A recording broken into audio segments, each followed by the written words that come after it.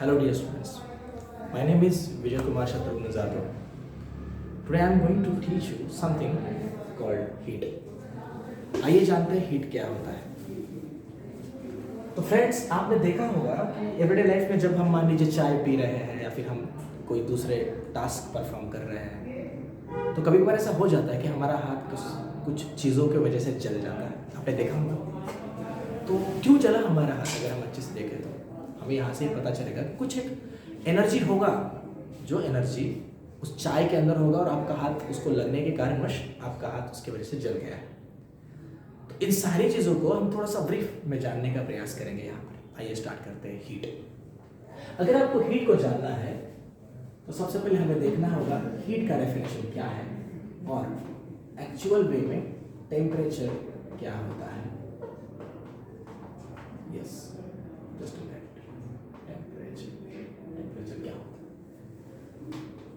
अगर मुझे पूछता है कि हीट क्या है तो मैं हीट को कहना पसंद करूंगा कि हीट एक पाथ है जिस पाथ के थ्रू थर्मल एनर्जी जाती है एक मीडियम से किसी दूसरे मीडियम की ओर। जैसे कि कप के अंदर चाय था गर्म, सही है।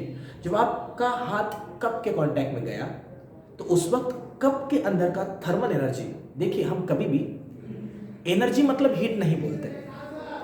हीट तो एक वे है जिसके थ्रू एनर्जी ट्रांसफर हो सकता है, लेकिन माय डियर फ्रेंड्स, चाय के अंदर जो एनर्जी था वो एनर्जी जब मेरे हाथ के अंदर आया तो वो जिस पाथ के थ्रू आया होगा, जिस वे के थ्रू आया होगा, उस वे को, उस प्रोसेस को हीट कहा जाता है। तो हीट को मैं लिख सकता हूं, heat is a path through which thermal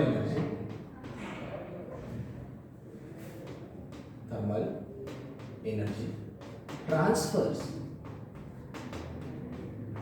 from one medium to another. Yes.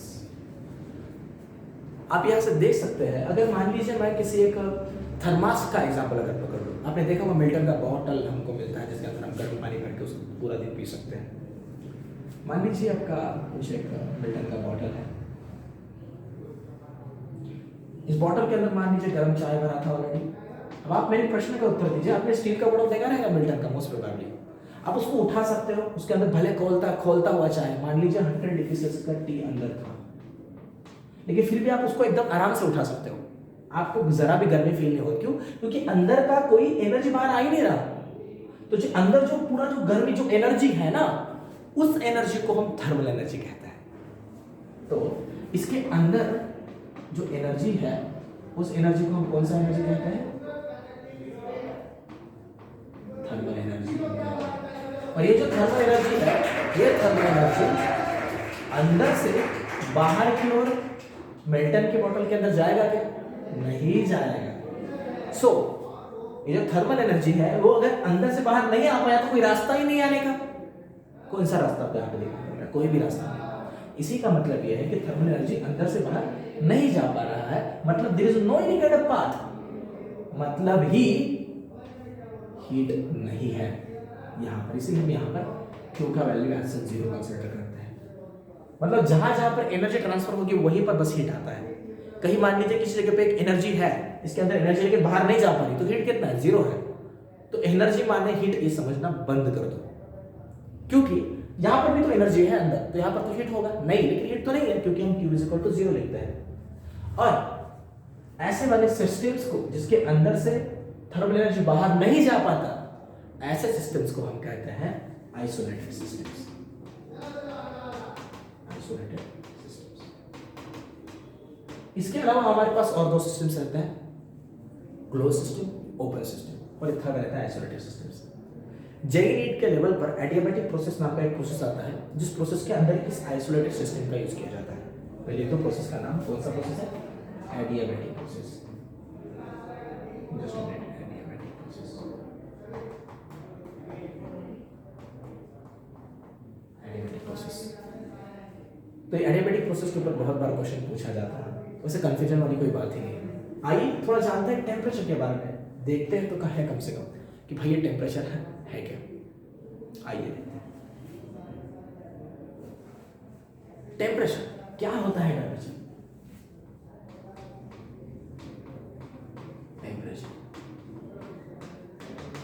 मेरा बेसिक लेवल का प्रश्न आप सभी लोगों से रहेगा कि आपने कभी इससे पहले कोई पर्टिकुलर चीज़ें देखी है। लाइक अगर मैं एग्जांपल कंसिडर करूँ कि कोई चाय जो कि गर्म रहे या फिर कोई पानी जो कि गर्म रहे, यस, आपने देखा रहेगा कि उसके अंदर हाथ डालने के बाद हाथ जल जाता है। यस, अब ये देखा गया 16-17 सेंचुरी के टाइम पे। मान लीजिए अगर दो लोग हैं और हर एक पर्सन है वो अपने अपने घर पर गर्म पानी के साथ खेल रहा था, कुछ काम कर रहा था मान लीजिए, और गलती से उनका हाथ जल गया, तो हर पर्सन उस टाइम पे ये कहा करता था, 17-18 के टाइम पे ये कहा करता था कि मेरा हाथ जल गया, मेरा हाथ जल गया। अगर आप पूछोगे किसका हाथ ज़्यादा जला है, किसके हाथ के जलने का इंटेंसिटी ज़्यादा है, तो ये बस देख के पता चलता था। लेकिन कोई भी ये नहीं बता पाता था कि किसका पानी सबसे ज़्यादा एनर्जी कैरी कर रहा था, कौन सा लाइक वाटर था जिसका टेम्परेचर ज़्यादा था, क्योंकि टेम्परेचर नाम का वर्ड तो उस वक्त था ही नहीं। तो बड़ा कन्फ्यूजन बन जाता था उस टाइम पे कि किसका हाथ ज़्यादा जला भाई, किसको ज़्यादा तकलीफ हो रही है। इन सारे क्वेश्चंस के आंसर आपको मिलता है टेम्परेचर इस वर्ड्स के थ्रू। मैं बताता हूँ कैसे। कोई भी आप मटेरियल कंसिडर कीजिए, आइसोट्रोपिक मटेरियल की बात कर रहा हूँ मैं, जो एनर्जी रहता है, थर्मल एनर्जी को अंदर लेके होल्ड करके रखता है। जैसे कुछ मेटल्स सारे ऐसा कोई एक मेटल है, मान लीजिए छोटे छोटे बहुत सारे मॉलिक्यूल्स इस मेटल के अंदर हमारे पास मान लीजिए है। जब मैं इसको थर्मल एनर्जी दूंगा, इसको मान लीजिए मैंने गैस के ऊपर रखा, मैं इसको थर्मल एनर्जी दे रहा हूँ, आपको दिखेगा थोड़ी देर बाद ये थोड़ा सा हल्के में एक्सपांड हो जाएगा। एक्सपांड होना मतलब बड़ा होगा। बड़ा क्यों होगा? तो बड़ा इसीलिए होगा कि जो एनर्जी इसको क्यू दिया जा रहा है, उस क्यू की बढ़ती संख्या की वजह से, जब क्यू इसे दिया जा रहा है तो उसका जो अमाउंट इसके अंदर जा रहा है, उसके वजह से इसके जो सारे मॉलिक्यूल्स है उस एनर्जी को अब्सॉर्ब करने के बाद में वाइब्रेट करना स्टार्ट हो जाते हैं। You will get vibration over there. मतलब एनर्जी अगर आपने दे दिया है तो अभी यहां पर वाइब्रेशन भी तो बढ़ेंगे, तो वाइब्रेशन बढ़े। अगर आप अच्छे से देख पा रहे हो तो ये जो वाइब्रेशन है ना, इस वाइब्रेशन को ही या फिर इस वाइब्रेशन के पीछे जो एनर्जी होती है ना, उस एनर्जी को ही काइनेटिक एनर्जी कहा जाता है। तो अब आप मुझे बताइए, अगर इसको मैंने कुछ थर्मल एनर्जी दिया मतलब इसके वाइब्रेशन बढ़े, इसके वाइब्रेशन बढ़े मतलब ही क्या हुआ, इसकी काइनेटिक एनर्जी बढ़ी। काइनेटिक एनर्जी क्या होता है? आज सच हम लोग थोड़ा सा मैकेनिक्स की भाषा में अगर बात करें तो हम काइनेटिक एनर्जी पकड़ते हैं 1/2 mv², करेक्ट? हम यही काइनेटिक एनर्जी पकड़ते हैं। यहां पर इस परिस्थिति में अगर हम देखें तो इसके अंदर के सारे मॉलिक्यूल्स भी तो वाइब्रेट कर रहे हैं ना, सही बात है, तो उनकी भी तो कुछ वेलोसिटी होगी। यस करेक्ट, उनकी वेलोसिटी होगी। वहीं से आता है काइनेटिक एनर्जी नाम का वर्ड। तो जैसे जैसे आपकी हीट की संख्या इसके अंदर, मतलब ही थर्मल एनर्जी इसके अंदर जाने की संख्या बढ़ती जाएगी, वैसे वैसे काइनेटिक एनर्जी का अमाउंट बढ़ता जाएगा।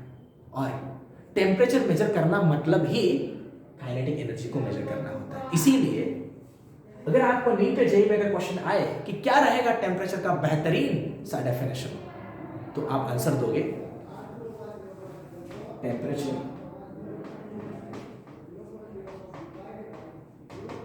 इज द मेजर ऑफ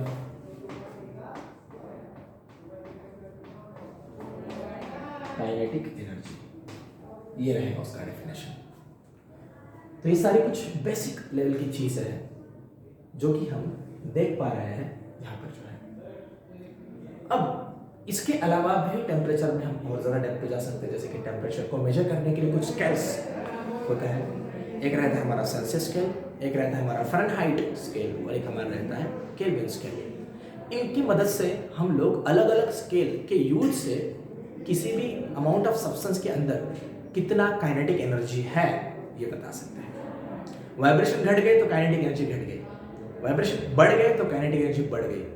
ये सारे रिलेशंस हमको यहाँ पे पता चलते हैं। वाइब्रेशन बढ़ा मतलब वॉल्यूम बढ़ना भी होता है। इसीलिए तो थर्मामीटर के अंदर जब वाइब्रेशन बढ़ जाते हैं तो मर्क्यूरी एक्सपांड होना स्टार्ट कर देता है, और जितना ज़्यादा काइनेटिक एनर्जी उतना ज़्यादा मर्क्यूरी आपका एक्सपांड होगा, और जितना ज़्यादा आपका मर्क्यूरी एक्सपांड होगा उतना वो हाई पे जाके आपको हाई टेम्परेचर का वैल्यू देगा। अल्टीमेटली ज़्यादा काइनेटिक एनर्जी होने के कारण वशी वॉल्यूम आपका बढ़ रहा था। मोस्ट प्रोबेबली आपको टेम्परेचर एंड हीट के बारे में बेसिक आइडिया मिल चुकी है। Thank you very much my dear students.